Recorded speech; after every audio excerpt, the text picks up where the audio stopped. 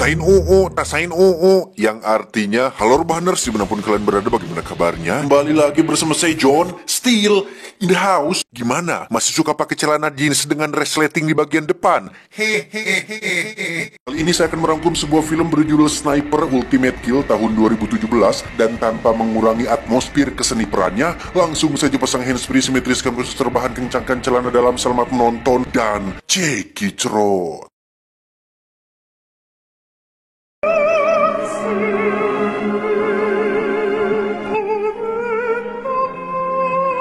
Kisah diawali dengan memperlihatkan seorang bandar narkoba bernama Diego yang baru saja tiba di kediamannya dengan dijaga oleh banyak sekali penjaga, pertanda bahwa Diego ini adalah seseorang yang penting dan punya banyak musuh.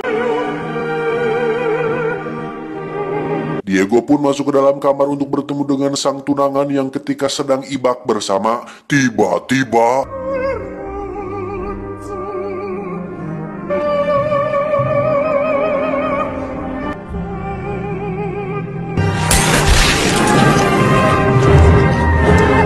beralih ke tempat lain. Kisah akan berfokus pada seorang penembak jitu yang sedang menghadiri pemakaman rekannya ketika di medan perang. Dia bernama Brandon, sang tokoh utama kita yang kebetulan bertemu dengan atasannya yaitu Mayor Richard. Kita panggil saja Pak Mayor, di mana Brandon diminta untuk pergi ke Kolombia saat ini juga karena sedang terjadi kasus yang berhubungan dengan sniper, sehingga Brandon akan ditunjuk sebagai ahli untuk menyelidiki kasus tersebut. Come on, we need you down there. How's your Spanish? Shitty. Perfect. You're hired. Now where? Bogota, Colombia. Smile. We're going to Colombia. Singkat cerita, Brandon akhirnya tiba di kantor pusat Kolombia yang di situ ada Papa Shersan yang memimpin kasus ini. Tak buang waktu, beliau langsung menjelaskan bahwa kasus ini melibatkan seorang pria bernama Morales. Ini bebenguknya, seorang bandar narkoba yang sudah menjadi buron hampir 10 tahun lebih, dan baru-baru ini telah terjadi pembunuhan kepada para bos-bos dan bandar narkoba saingan Morales, di mana para penyidik menganggap bahwa itu semua dilakukan oleh Morales untuk menyingkirkan saingan bisnisnya dengan menyewa seorang sniper profesional untuk membunuh mereka semua di tempat yang berbeda. Seen him in 10 years. No one in law enforcement. And now he's back. Was Morales' worst rival, Diego Paolo. He was painted in his bathtub. 10 days ago. Dan mari saya perkenalkan dengan seorang pimpinan DEA bernama Estrada. Ini orangnya. DEA itu singkatan dari Drug Enforcement Administration atau penegak hukum narkoba pemerintah. Ya, kalau di kita semacam BNN kali, tapi ada pasukan khususnya. Menurut informasi dari Intel terkait, Morales saat ini tinggal di sebuah peternakan yang jauh dari kota. Dan besok, Estrada dan tim akan melakukan penyergapan ke lokasi tersebut, yang mana tugas Brandon adalah untuk melindungi tim DEA dari jarak jauh dengan didampingi oleh Santiago. Ini orangnya yang akan menjadi pengamat sekaligus pelayan Brandon ketika di lapangan. Operation moved up a day. We need to move on Morales tomorrow. Drone analysis, topography checks. Yeah, he's right. Otherwise, we can't back you. Study up and get some rest. Big day tomorrow. Singkat cerita, esok hari pun tiba. Brandon dan Santiago terlihat sedang asruk-asrukan di antara ruyuk erih, sementara Estrada dan rekannya Mas Kumis baru saja tiba di lokasi dan turun sekitar 1 kilometer dari rumah target, kemudian mengambil jalan memutar supaya penyergapan ini tidak ketahuan. We were in position and holding scope. We got a 300-degree view. Di kantor sendiri, Bapak Shersan kedatangan seorang agen khusus bernama John Sampson. Ini bebenguknya yang diutus oleh Departemen Keamanan Dalam Negeri untuk mengawasi dan mengamati jalannya misi ini. We'll take the party. How we doing? Well, with a little luck. Kembali ke lapangan, Estrada dan tim nampak sudah dekat dengan rumah target yang dengan semua persiapan seperti drone, pasukan bersenjata lengkap, tim pelindung jarak jauh, dan lain-lain. Harusnya misi ini berjalan lancar tanpa adanya kendala yang serius. Tetapi ketika tim 1 diperintahkan untuk masuk ke dalam lebih dulu, tiba-tiba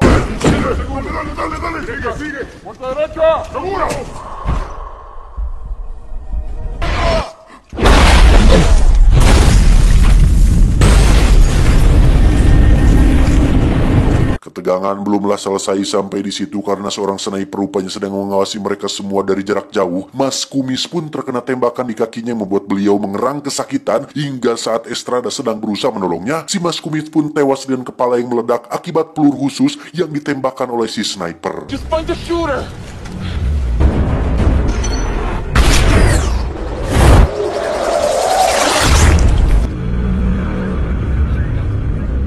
Setelah ketegangan selesai, Brandon yang masih mengenakan kostum Gili pun sadar betul jika ini adalah sebuah jebakan dan merasa bahwa sniper yang menewaskan Mas Kumis barusan bukanlah sniper sembarangan karena dari 2 tembakan yang dilayangkannya, semuanya tepat sasaran dan peluru yang digunakan pun bukan peluru kaleng-kaleng. Morales was a no-show.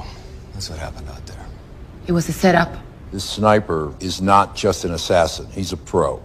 2 shots, 2 hits. Selesai dengan kegagalan misi itu, Brandon pun disuruh untuk istirahat di rumah aman atau asrama khusus di IE. Sebagai sniper terlatih yang selalu waspada, Brandon menyuruh Santiago untuk berjaga di atas gedung seberang tempat ini demi keselamatan mereka berdua. Malamnya, Brandon terlihat sedang mempelajari strategi musuh alias si sniper misterius dan mencari jenis peluru apa yang dia gunakan. Sedangkan Estrada sendiri nampak menangis di dalam lift karena masih tidak terima dengan kematian si Mas Kumis yang merupakan rekan terdekatnya.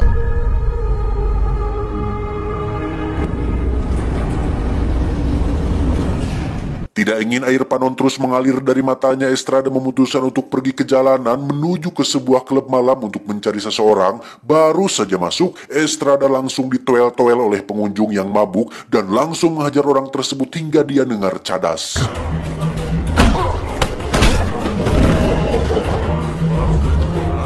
Perkenalkan, beliau bernama Carlos, seorang pastor gaul yang merangkap sebagai seorang informan rahasia, di mana beliau ini tahu segala sesuatu yang terjadi di jalanan, termasuk apa yang sedang dilakukan oleh Morales saat ini. I will not let this man survive.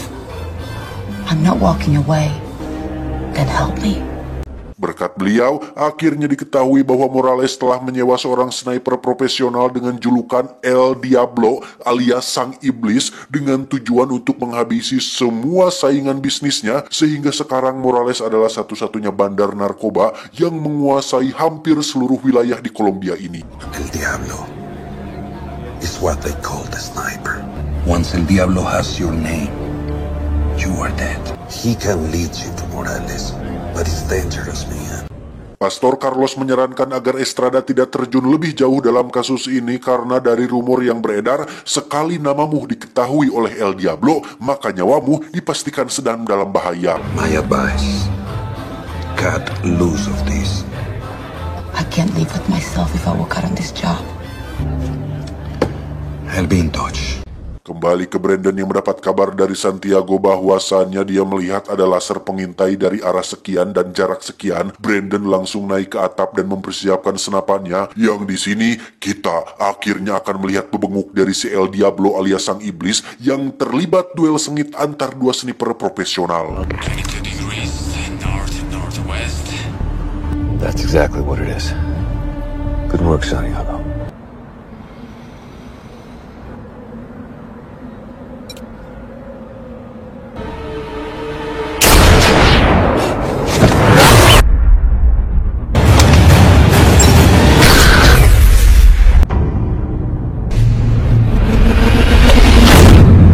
Dan ya, kita akhirnya akan melihat peluru milik El Diablo jelas berbeda dengan peluru konvensional pada umumnya, di mana Brandon hampir saja tewas jika dia tidak secepatnya berpindah posisi.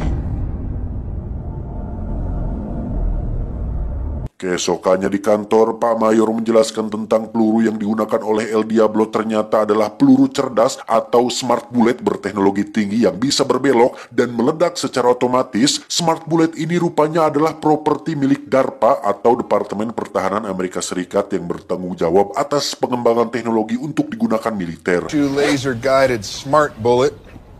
DARPA completed. Remote guidance is tied to an optics system. The bullet is capable of readjusting. Sama seperti adegan di film Wanted, peluru ini benar-benar bisa belok secara akurat berkat sayap-sayap kecil yang terdapat pada bagian belakangnya dan bisa meledak pada jarak tertentu sesuai dengan keinginan si penembaknya. There's only so many points of access to get to this kind of tech. Adjusting position 30 times a second while hitting a moving target. Okay, I'm on it. Di sisi lain, kita akhirnya akan melihat bebenguk si Morales secara langsung tepat di markas besarnya yang di situ dia tengah bersama dengan para pemuda atau preman lokal di kota ini. Morales yang terkenal jahat pun nampak bersikap keras kepada salah satu bawahannya, yang hal tersebut cukup membuat takut seorang pemuda lokal bernama Aceng yang menyaksikan sikap Morales yang kurang beradab tersebut.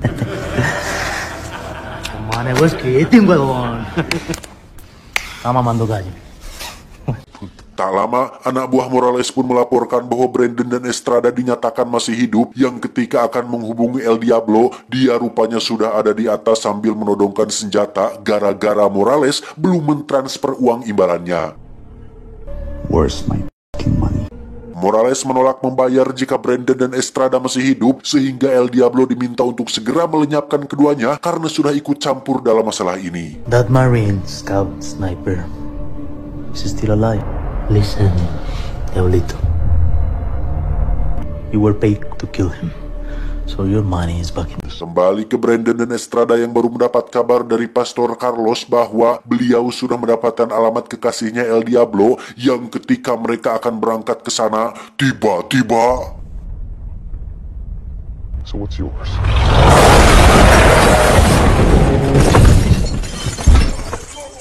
Sangat disayangkan Santiago harus tewas dalam insiden tersebut, yang ketika Brandon sudah selesai menghabisi anak buah Morales, Estrada nampak sudah pergi entah kemana.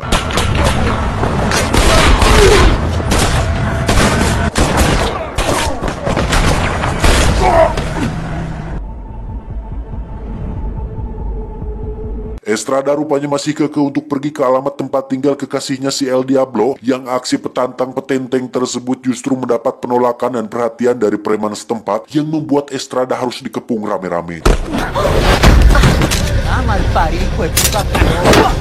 Está rica la perra esta,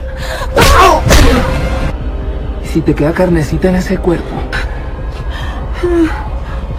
Dan ya, berkat bantuan Brandon, Estrada berhasil diselamatkan dari aksi pelecehan, sekaligus berhasil mendapatkan kalung milik si wanita yang di situ terdapat wajah El Diablo tertera dengan sangat jelas. Got a photograph of him from his girl.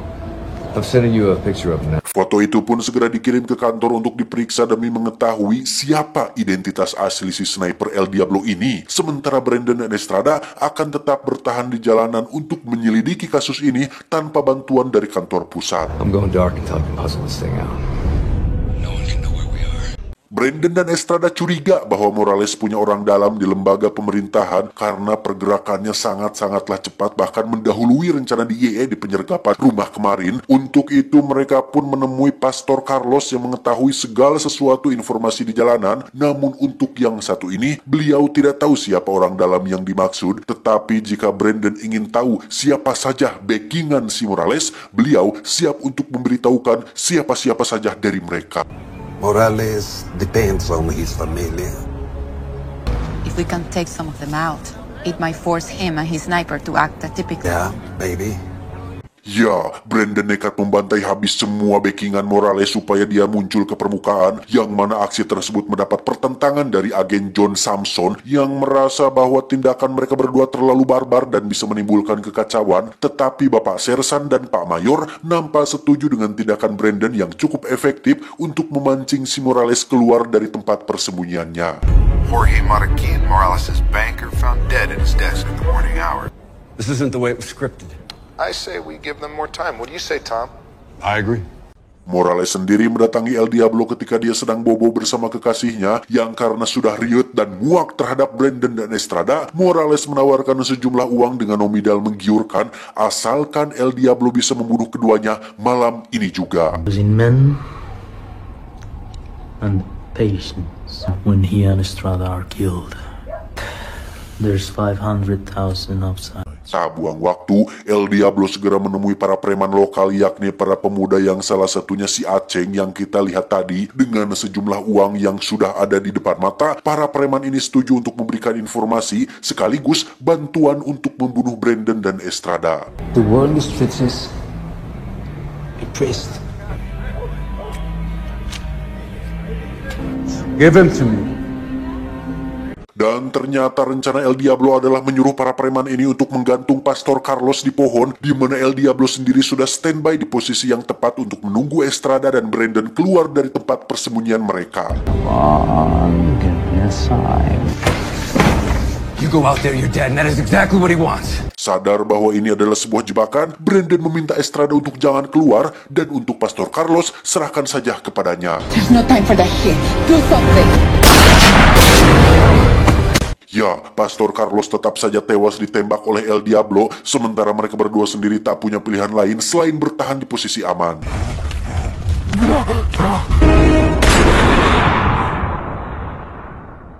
Keesokannya, ketika semua orang sedang berduka atas kematian sang pastor, Brandon tak sengaja melihat Aceng dengan gerak-gerik mencurigakan hingga dia memutuskan untuk mengejarnya.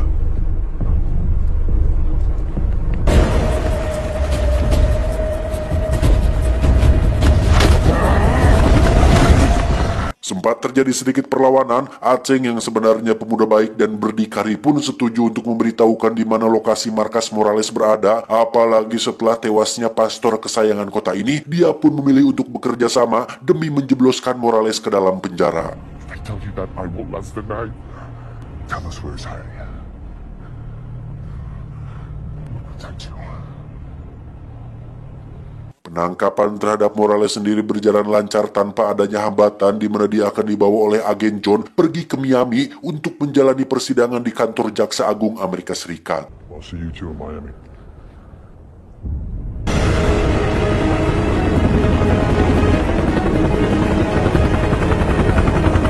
Setibanya Morales di Miami, kita akan melihat El Diablo baru saja sampai di bandara Miami juga, menyamar sebagai orang lain dan berhasil lolos pemeriksaan pihak imigrasi, yang hal itu cukup mustahil apabila tidak ada bantuan dari orang dalam alias pemerintahan.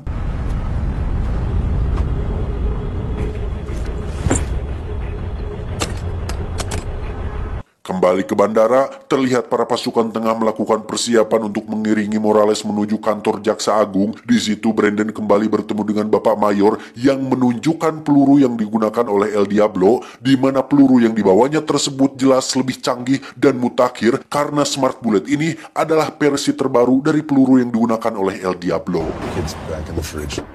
Home fries on deck. Past 12. Time to move.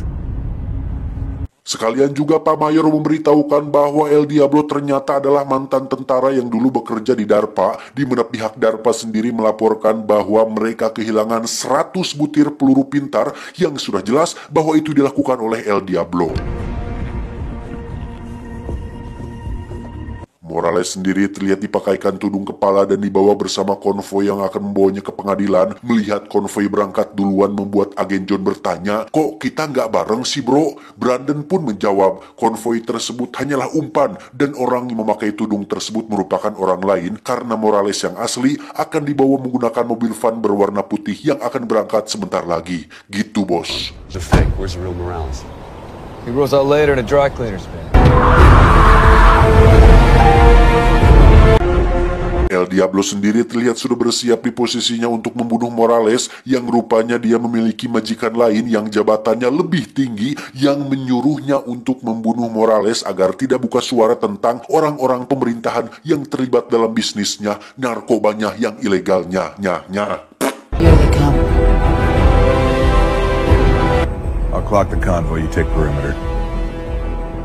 Entah siapa atasan El Diablo yang sebenarnya, dia baru diberitahu jika Morales berada di van berwarna putih sehingga dengan peluru pintarnya, El Diablo mulai bersiap untuk meledakkan mobil van tersebut.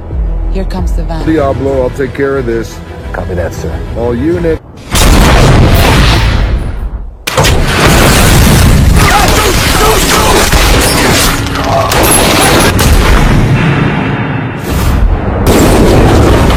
Elevated walkway, 12 o'clock. Setelah posisi El Diablo ketahuan, Brandon langsung bersiap dengan peluru pintar generasi terbaru yang ketika timingnya sudah tepat, Brandon langsung melesatkan pelurunya dan... There you go.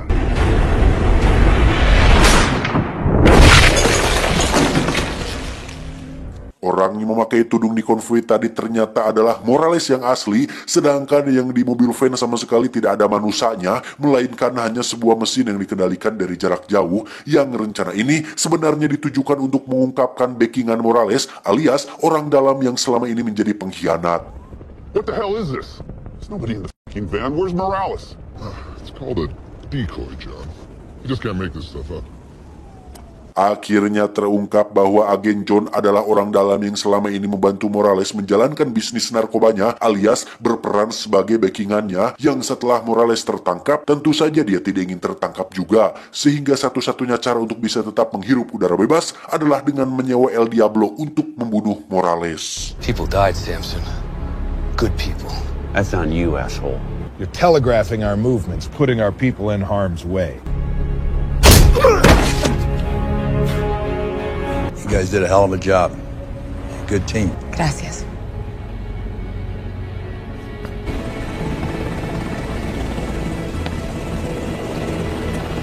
Tamat, ending yang cukup mendiablokan. Pesan yang bisa kita ambil dari film ini adalah jangan pernah berbisnis dengan pemerintah. Jatuh cintalah dengan mereka, tapi jangan pernah menikahi mereka.